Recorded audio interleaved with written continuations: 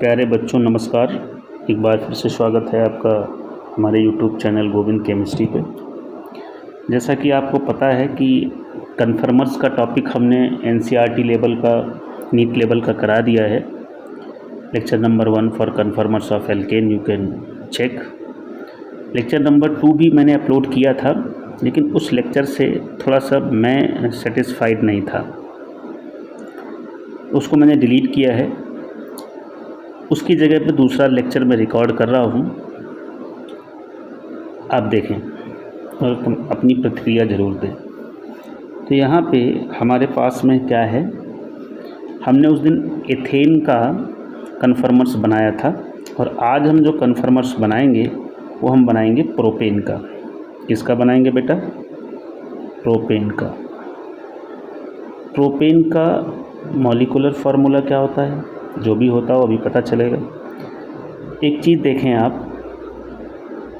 तो तुम्हारे पास क्या होता है, एथेन। तुम्हें एथेन का कन्फर्मर पता है, CH3 बिल्कुल सही, यस सर। अब क्या करो बेटा, प्रोपेन चाहिए तुमको। क्या चाहिए? प्रोपेन। तो प्रोपेन में चाहिए, तो ये जो कार्बन नंबर 1 है और ये कार्बन नंबर 2 है, इस कार्बन से एक हाइड्रोजन, कार्बन नंबर 1 से एक हाइड्रोजन लगा के मिथाइल ग्रुप लगा दीजिए आप। तो क्या हो जाएगा, ये CH3 CH2 CH3, ठीक है। तो ये आपका बन गया प्रोपेन। अब इसको लिखेंगे कैसे? तो ये तो कार्बन नंबर 1 ये वाला है, ये कार्बन नंबर 1 है आपका, और ये कार्बन नंबर 2। तो कार्बन नंबर 2 पे तो हमने कोई चेंजेस किया नहीं, तो कार्बन नंबर 2 पे 3 हाइड्रोजन जैसे लगे थे वैसे लगा दो। कार्बन नंबर 1 पे हमने क्या किया है, एक हाइड्रोजन हटा के मिथाइल ग्रुप लगा दिया है, बाकी दोनों हाइड्रोजन जैसे के तैसे लगा देंगे। तो अब ये आपका कार्बन 1 है और ये आपका कार्बन 2 है। तो ये वाला कौन सा कार्बन होता था बेटा? ये वाला आपका होता था फ्रंट कार्बन। इसको हम कैसे दिखाते थे? डॉट से दिखाते थे। ये वाला कौन सा कार्बन है? ये कार्बन है आपका बैक कार्बन। इसको कैसे दिखाते थे? इसको हम लोग दिखाते थे राउंड से। बस हो गया। फिर से आ जाओ तो शो न्यूमैन प्रोजेक्शन पे।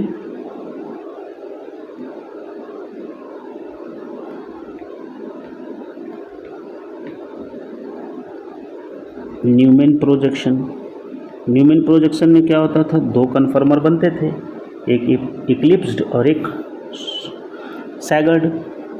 तो बना देते हैं। ये हमारा कार्बन नंबर 1 है, इसको हमें बताना है किससे? सर्किल से।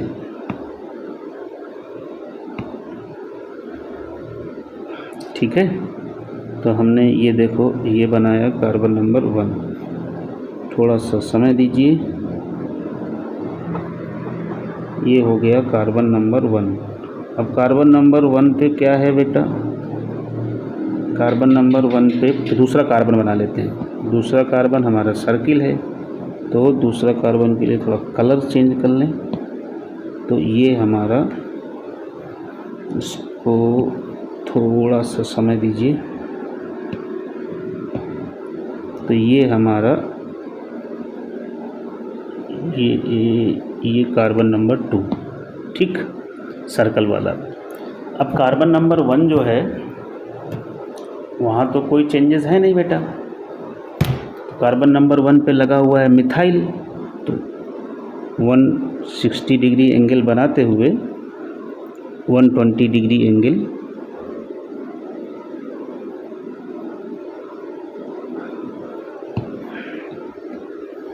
तो हम लेंगे थोड़ा सहारा लाइन का। तो ये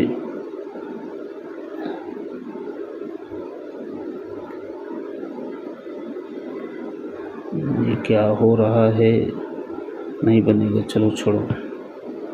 तो ये 120 डिग्री का एंगल मेंटेन करते हुए हमने लगा दिए यहाँ पे मिथाइल, यहाँ पे हाइड्रोजन, यहाँ पे भी हाइड्रोजन।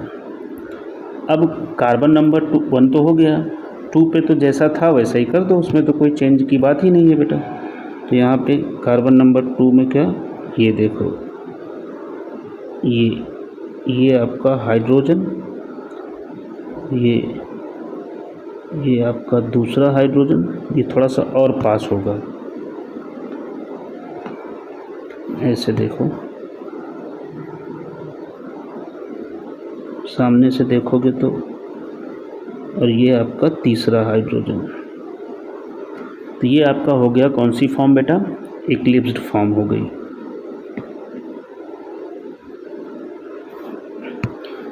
हमने क्या बोला, सेम वैसे ही बनाना है, केवल तुम्हें क्या करना है,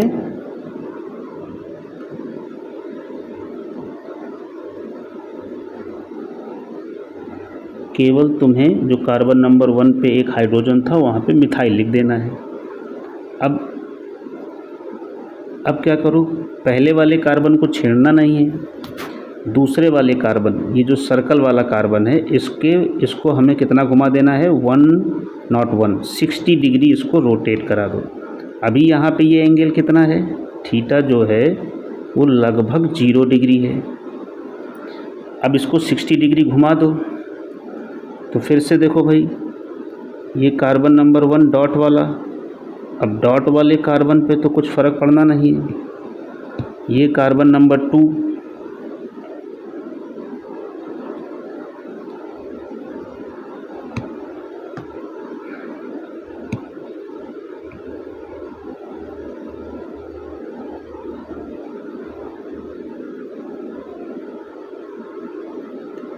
नहीं बन रहा है, इसको हटाना पड़ेगा।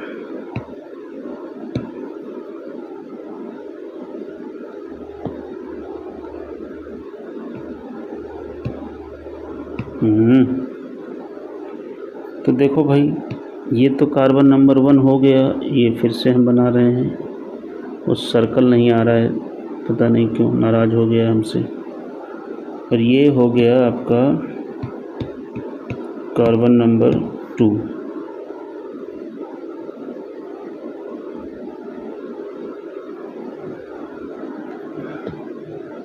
अब इसे करते हैं, सर्कल बाद में बनाते हैं। चलो, अब ये है कार्बन नंबर 1।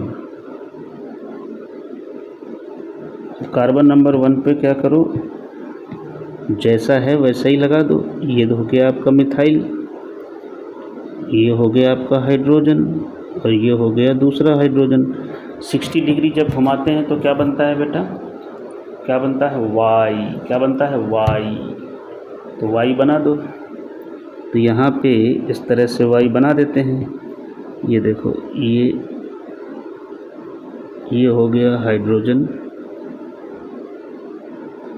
ये हो गया दूसरा हाइड्रोजन, और ये हो गया तीसरा हाइड्रोजन। तो ये कौन सी फॉर्म बन गई बेटा, ये हो गई शैगर्ड फॉर्म।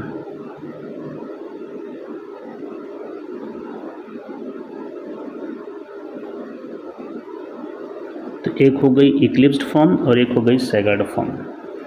कौन सी ज़्यादा स्टेबल है, आप ही बता दें। यहाँ पे मिथाइल और हाइड्रोजन, तो यहाँ पे कैसा है, more repulsion than less stable.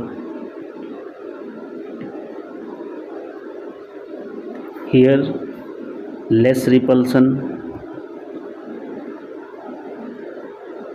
then more stable। तो staggered फॉर्म more stable है और इक्लिप्स्ड फॉर्म less stable है। तो ये तो हो गई इसकी कहानी। अब अगर हम लोग 100 हॉर्स पे आ जाते हैं, वो भी आसान ही है, इसमें भी कुछ नया नहीं है।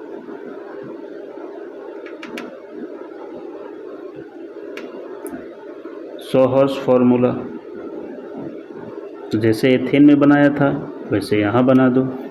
ये हो गया कार्बन नंबर 1 और ये हो गया कार्बन नंबर 2।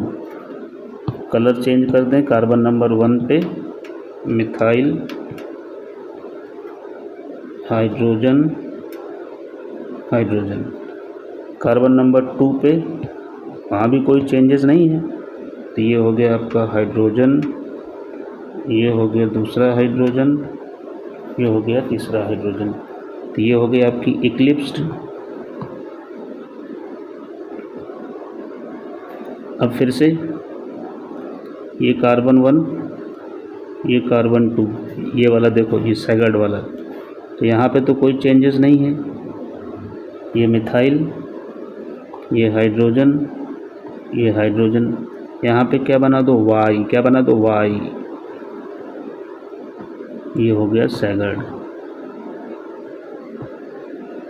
तो ये हो गया सॉहर्स। ठीक है, अब इम्पॉर्टेंट पार्ट की तरफ बढ़ते हैं। अगला जो पार्ट है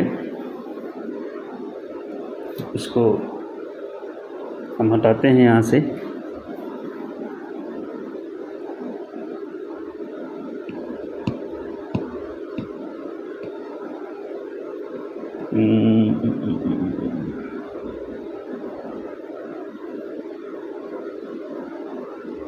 तो ये हो गया आपका डिलीट।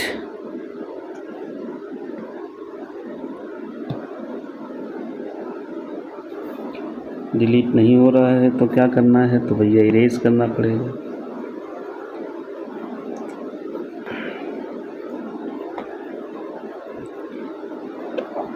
बड़ी मेहनत लगती है भाई वीडियो बनाने में, और आप लोगों को क्या है, देखेंगे भी नहीं, छोड़ देंगे ऐसे। खैर, उससे मुझे फ़र्क नहीं पड़ता है। I am doing my work for my self satisfaction. मैं वीडियो बनाता हूँ, मुझे अच्छा लगता है, मैं इसलिए बनाता हूँ, है ना। उससे मुझे कोई दिक्कत नहीं है। अब हम आ जाते हैं एन ब्यूटेन। इसका क्या फार्मूला है, तो फिर से दोनों कार्बन नंबर 1, कार्बन नंबर 2, दोनों से एक एक हाइड्रोजन हटा के एक एक मिथाइल लगा दो, तो एन ब्यूटेन बन गया। ख़त्म बात। अब इसके थोड़ा हम बनाते हैं कन्फर्मर। चलो, तो सर्कल,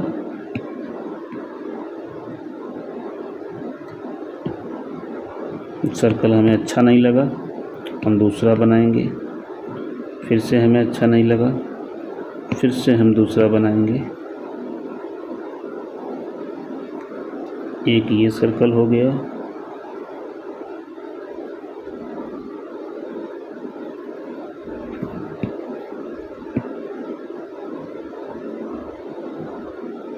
छोटा,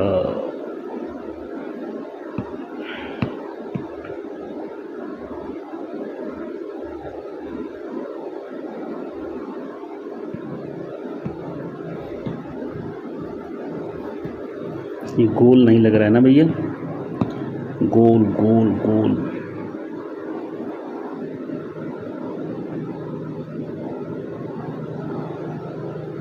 ये दूसरा हो गया।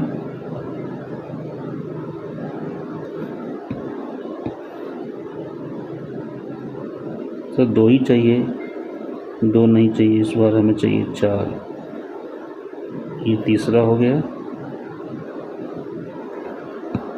और ये हो गया आपका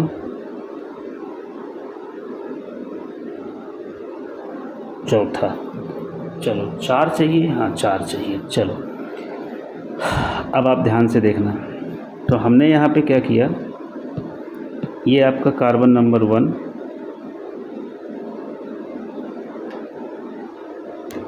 ये यहाँ भी कार्बन नंबर 1, पहले से ही डॉट बना देते हैं।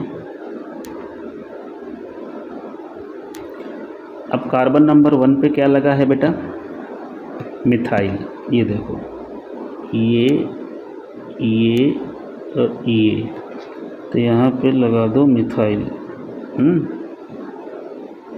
ये मिथाइल, ये हाइड्रोजन, ये हाइड्रोजन। दूसरे वाले कार्बन पे, सर्किल वाले कार्बन पे भी मिथाइल लगा हुआ है, तो ये देखो, ये यहाँ पे दूसरा मिथाइल लगा दो, यहाँ पे दूसरा हाइड्रोजन, और यहाँ पे तीसरा हाइड्रोजन। हो गया। अब 60 degree rotate, yes sir, 60 degree rotate करोगे तो क्या होगा, यहाँ पे जो ये एंगल है theta is equal to something 0 degree. अब 60 डिग्री रोटेट करो तो पहले कार्बन को तो टच नहीं करना है, तो ये पहला कार्बन, पहले कार्बन की पोजीशन सजा दो जैसे पहले थी, ये मिथाइल, ये हाइड्रोजन। अब दूसरा कार्बन, उसको 60 डिग्री घुमाया हमने, तो 60 डिग्री घुमाने पे क्या होगा, ये मिथाइल यहाँ आ गया, एक हाइड्रोजन यहाँ आ गया और एक हाइड्रोजन यहाँ आ गया, वाई बन गया। ये एंगल कितना डिग्री है, 60 डिग्री। अब यहाँ से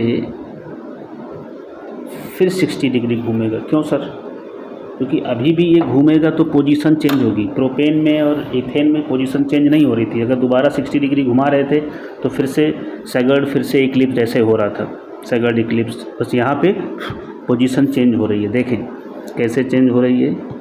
अब यहाँ पे पहला कार्बन, उसको टच नहीं करना है, ये हो गया मिथाइल, ये हो गया हाइड्रोजन, ये हो गया तीसरा हाइड्रोजन।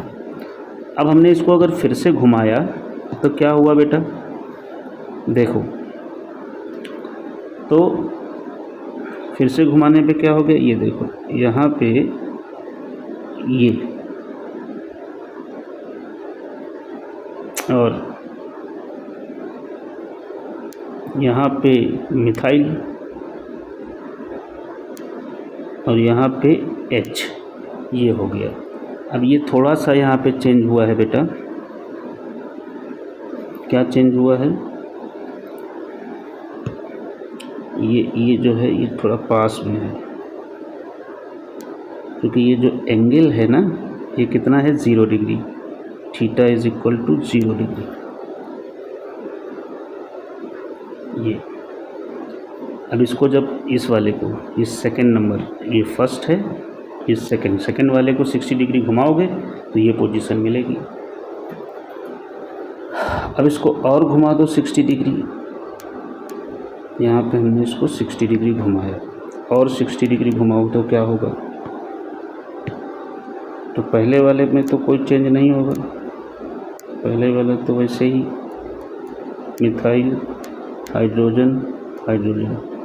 अब इसको जब 60 डिग्री घुमाओगे तो इस तरह का पोजीशन मिलेगा, ये मिथाइल यहाँ पे आके जुड़ेगा और ये दोनों हाइड्रोजन वाई बनाएंगे।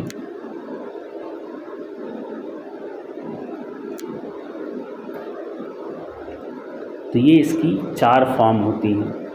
अब इनके नामकरण कर देते हैं। देखो यहाँ पे सबसे ज़्यादा रिपल्सन है नंबर 1 में, ये नंबर 1 है, ये 2 है, ये 3 है और ये 4 है। तो नंबर 1 में सबसे ज़्यादा रिपल्सन है, तो नंबर 1 को कहते हैं फुल्ली इक्लिप्स्ड।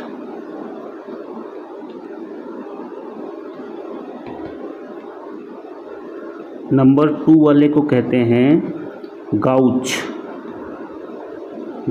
फॉर्म। नंबर 3 वाले को कहते हैं पार्शियली इक्लिप्स्ड, और नंबर 4 वाले को कहते हैं एंटी। तो ये पहला और तीसरा ये इक्लिप्स्ड की फॉर्म है, और दूसरा और चौथा सैगर्ड की फॉर्म है। पहला तीसरा इक्लिप्स्ड की फॉर्म, दूसरा चौथा सैगर्ड की फॉर्म। अब अगर स्टेबिलिटी की बात करें तो कौन ज़्यादा स्टेबल है आप बताएं। तो ये देखो मिथाइल यहाँ पे 180 डिग्री, ये 4th नंबर में मिथाइल क्या है 180 डिग्री का एंगल बना रहा है, तो ये सबसे ज़्यादा स्टेबल है। अगर स्टेबिलिटी की बात करें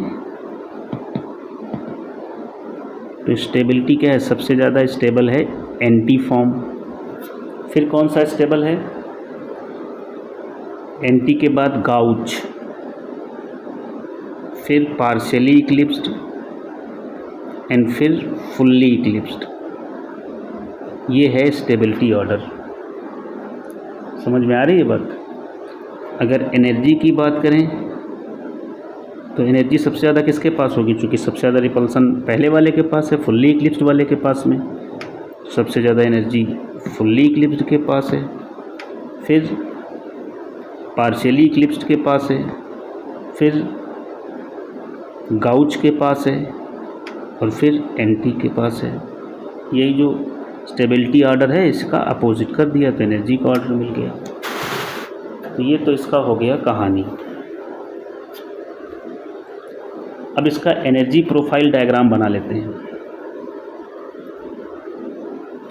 कुछ इरेज करना पड़ेगा, ये इधर का डायग्राम इरेज कर रहे हैं, ठीक है।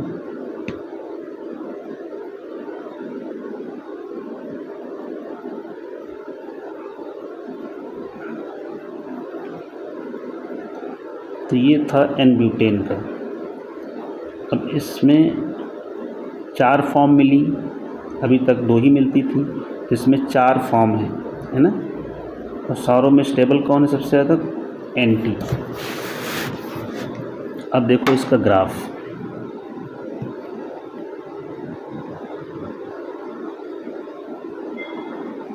एनर्जी प्रोफाइल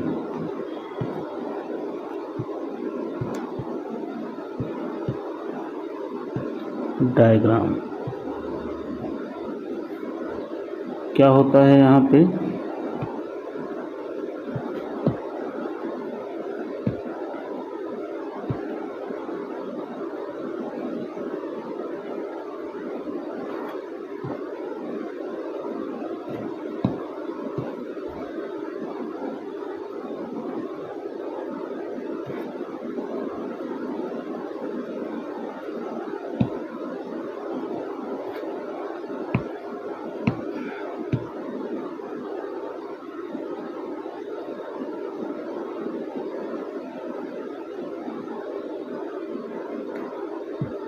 ठीक है। तो ये हो गया ग्राफ,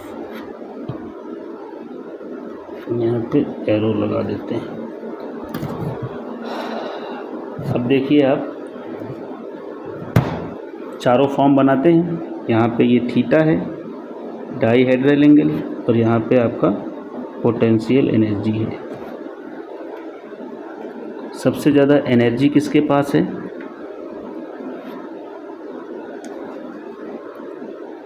कौन सी फॉर्म के पास है सबसे ज़्यादा एनर्जी, फुल्ली इक्लिप्स्ड। ये हो गया आपका फुल्ली इक्लिप्स्ड। फिर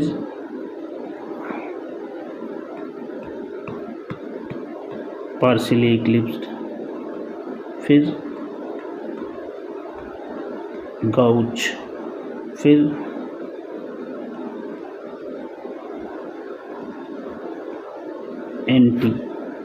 एंटी। अब देखो फुल्ली इक्लिप्स से चले, ये देखो यहाँ पे लिख दो, fully eclipsed, partially eclipsed, gauche, anti. तो फुल्ली इक्लिप्स्ड ये वाला एंगल कितना है, 0 डिग्री। 0 डिग्री से चले तो कौन सी फॉर्म मिलती थी, गाउच। 60 डिग्री पे जब आए तो कौन सी फॉर्म मिली, गाउच। फिर गाउच से कहाँ पहुँचे, पार्शियली इक्लिप्स्ड पे। पार्शियली इक्लिप्स्ड से कहाँ पहुँचे, एंटी फॉर्म पे। एंटी से कहाँ, फिर रिपीट होता रहेगा पूरा प्रोसेस, एंटी, फिर ऐसे क्या हो जाएगा, पूरा प्रोसेस ये रिपीट होता जाएगा ऐसे। तो देखें ये एंगल कितना है,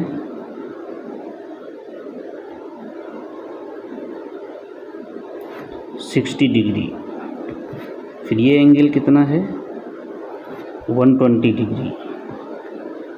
फिर ये एंगल कितना है, 180 डिग्री। और फिर ऐसे बढ़ता जाएगा। ये हो गया इसका एनर्जी प्रोफाइल डायग्राम। बीच में आपके और सारे फॉर्म मिलेंगे जिनको स्क्यू कहते हैं। समझ में आई बात, आ गई तो बहुत बढ़िया है भैया। अब थोड़ा सा बात करेंगे गाउच इफ़ेक्ट की। ये कौन सी बला है,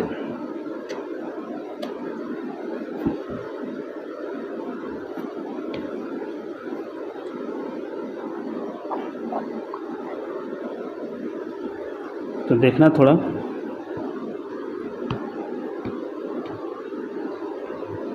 गाउची,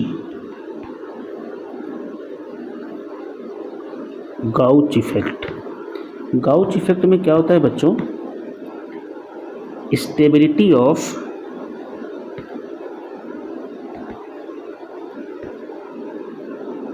gauche form is more than anti. वैसे क्या है, रेगुलर ट्रेंड है कि एंटी ज़्यादा स्टेबल है, लेकिन गाउच इफेक्ट में क्या होता है, stability of gauche is more than anti form. कब, व्हेन हाइड्रोजन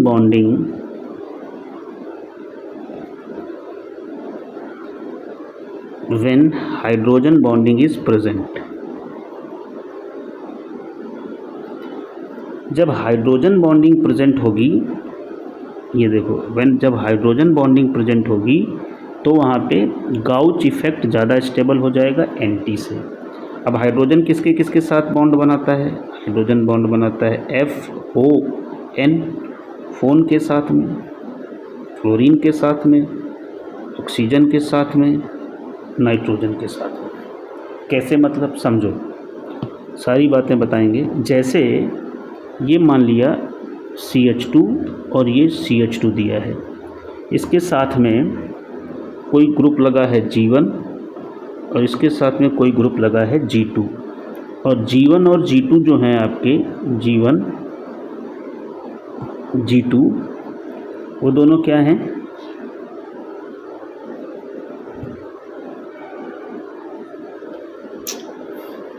वो दोनों क्या हैं G1 और G2 कैसे होने चाहिए, फ्लोरीन, ऑक्सीजन और नाइट्रोजन, फ्लोरीन, ऑक्सीजन और नाइट्रोजन, इनके कॉम्बिनेशन में होने चाहिए, इनका कॉम्बिनेशन होना चाहिए। कैसा कॉम्बिनेशन, मतलब यही तीनों स्पीसी तो हाइड्रोजन बॉन्ड बनाएंगी, तो G1 और G2 में, इन दोनों में से, इन तीनों में से, फ्लोरीन, ऑक्सीजन और नाइट्रोजन में से G1 और G2 में कुछ ना कुछ होना चाहिए, तभी बनेगा। कैसे बनेगा देखो, जैसे मान लिया यहाँ पे CH2 है और यहाँ पे CH2 है, इसके साथ में लगा है फ्लोरीन और इसके साथ में लगा हुआ है OH।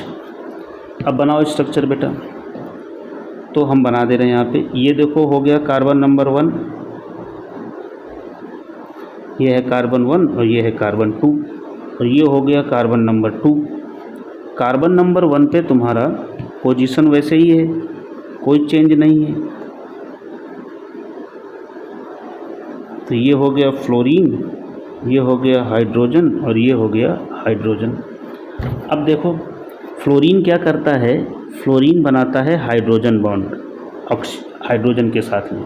तो यहाँ पे हाइड्रोजन है ना OH, तो OH कैसे लगाओगे, कौन सी फॉर्म स्टेबल है, स्टेबल वाला बना रहे हैं। ये देखो, ये यहाँ पे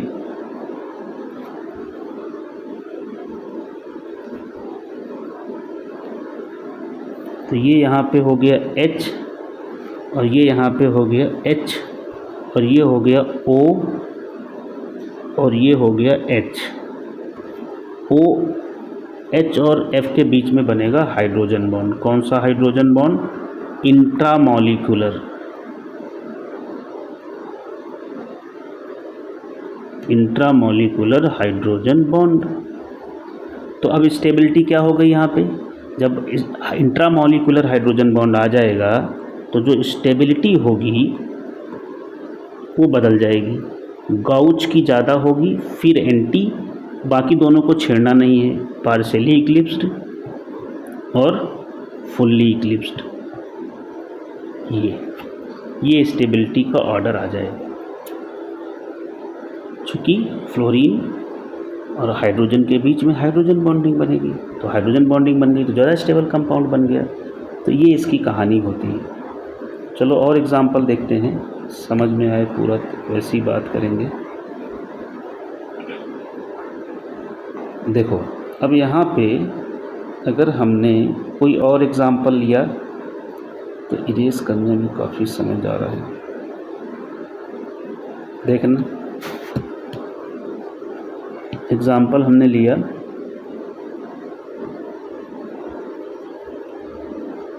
CH3 CH CH CH3 और यहाँ पे Br और यहाँ पे Br। कह रहा है कि मोर स्टेबल फॉर्म बनाओ, ड्रॉ मोस्ट स्टेबल कन्फर्मर। ड्रॉ यहाँ पे लिख दे रहे हैं, ड्रॉ मोस्ट स्टेबल कन्फर्मर। तो अब देखो ब्रोमीन में तो हाइड्रोजन बॉन्डिंग होती नहीं है, तो ब्रोमीन में क्या होगा बेटा, ये देखो ये हो गया कार्बन नंबर 1,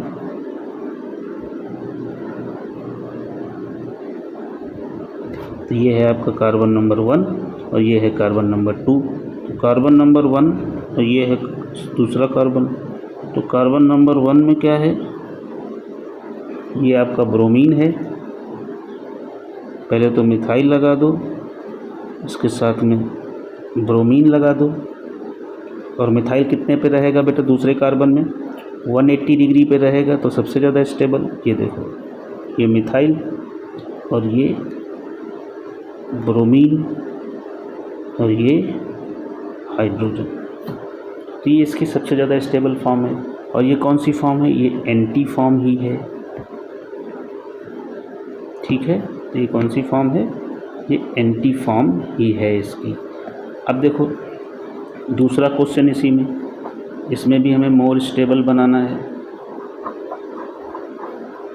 तो मोर स्टेबल बनाते हैं। कैसे बनेगा,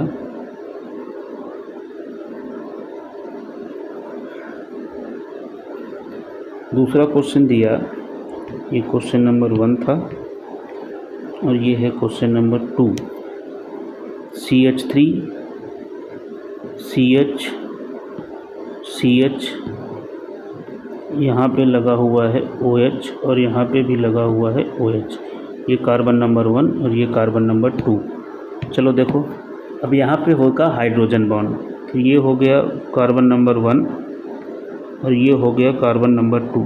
कार्बन नंबर 1 हियर मिथाइल और बाकी दो जगह H और ये OH। फिर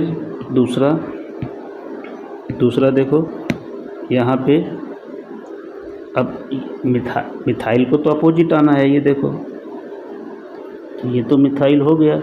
अब तुम क्या को बोलोगे कि OH भी अपोजिट लगाओ, नहीं, यहाँ पे OH अपोजिट नहीं लगाएंगे। क्यों, क्योंकि OH क्या करेगा, यहाँ पे OH बनाएगा हाइड्रोजन बॉन्ड, तो इसलिए OH को अपोजिट नहीं करेंगे, मिथाइल को अपोजिट करेंगे। देखो कैसे, ये देखो ये यहाँ पे हाइड्रोजन बॉन्डिंग बना रहा है, तो इस वजह से ये वाली फॉर्म ज़्यादा स्टेबल हो जाएगी यहाँ पे।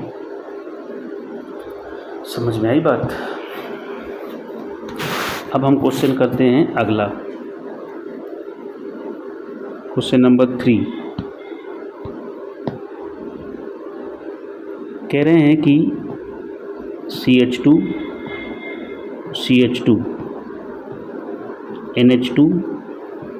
NH2 लगा हुआ है।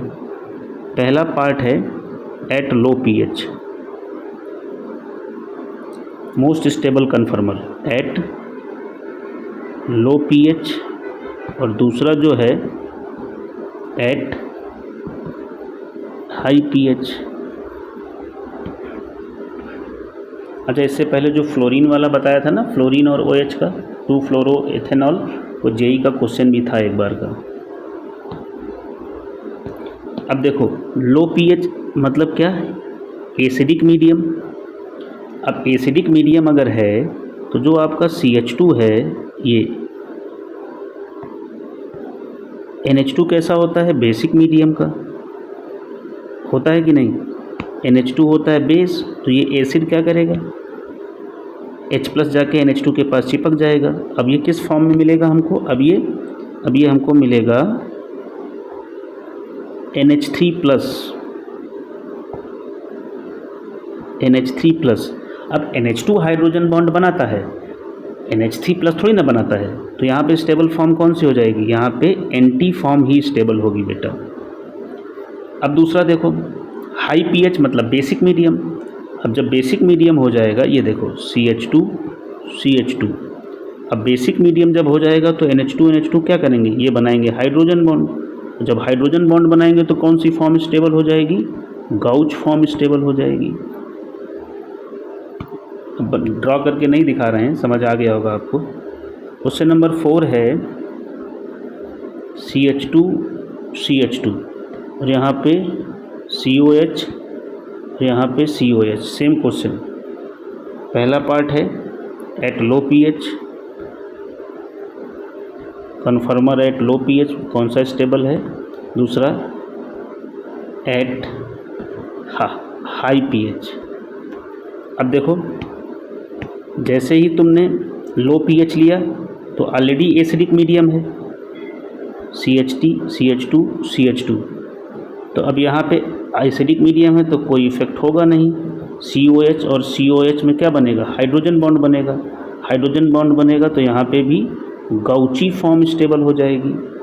अब यहाँ पे देखो CH2 CH2, high pH means क्या, बेसिक मीडियम हो गया। तो अब जब बेसिक मीडियम हो गया तो COH से H चला जाएगा, H रिएक्ट कर लेगा बेस से, तो ये किस फॉर्म में एग्जिस्ट करेगा, COO माइनस NCOO माइनस। अब ये हाइड्रोजन बॉन्ड बना नहीं सकता, तो यहाँ पे फिर से कौन सी फॉर्म स्टेबल हो जाएगी, एंटी फॉर्म स्टेबल हो जाएगी।